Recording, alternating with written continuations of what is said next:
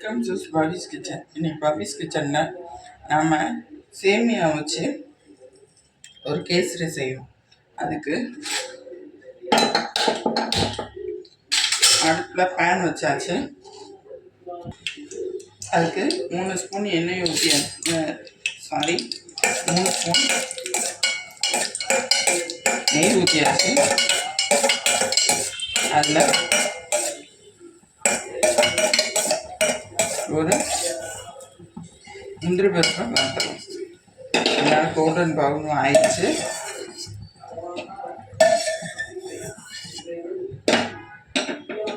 இப்போ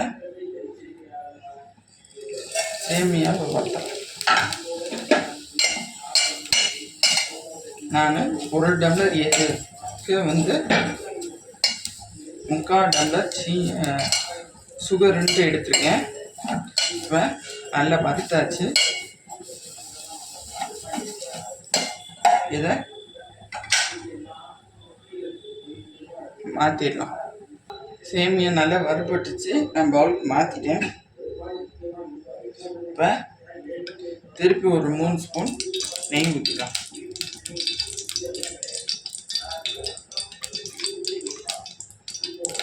நெய் நல்லா ஊறிடுச்சு.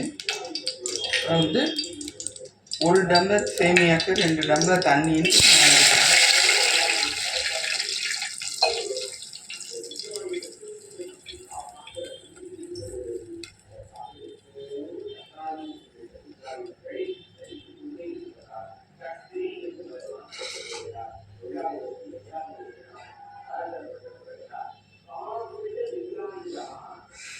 நல்லா கொதிக்கட்டும். நல்லா இப்போ தண்ணி கொதிச்சு வந்துடுச்சு. இப்போ சேமியா சேர்க்கணும்.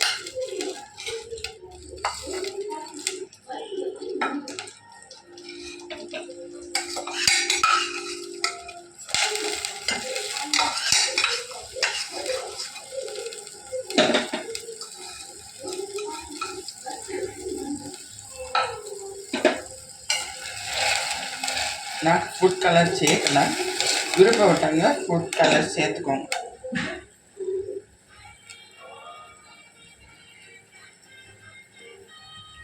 நல்லா சேமியா வேகணும். அப்புறம் தான் சீனியும் சேர்க்கணும். இப்போ ஏலக்காய் சேர்த்துடலாம்.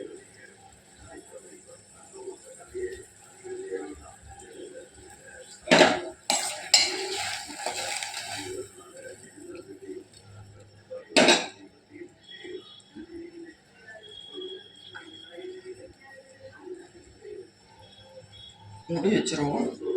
அப்படின்னா தான் சீக்கிரம் வேகும். திறந்து பார்க்கலாம். சேமியா வெந்துருச்சு நல்லாவே. இந்த பாருங்கள்.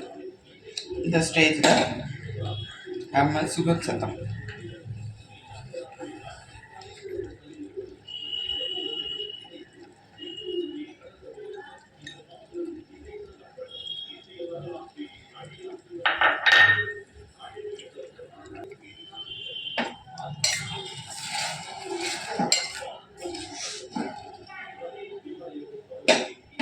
நல்ல சுகரும் இலகி வரும். பாருங்க, இலகி வருது நான் சொல்லும் போதே.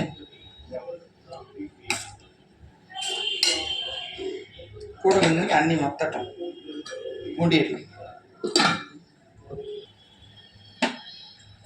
நல்ல தண்ணி கொதிக்குது. கிண்டிக்கிட்டே இருக்கும். கிண்டி விட்டு மூடி வச்சிட்டேன்னா கொஞ்சம் நேரத்தில் ரெடி ஆகிடும். நல்ல தண்ணி வற்றி வருது.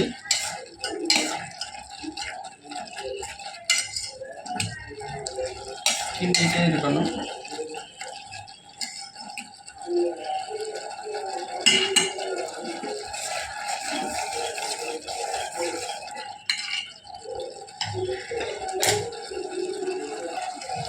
இந்த ஸ்டேஜில் நம்ம வறுத்து வச்சுருக்க முந்திரி பருப்பு சேர்த்தோம்.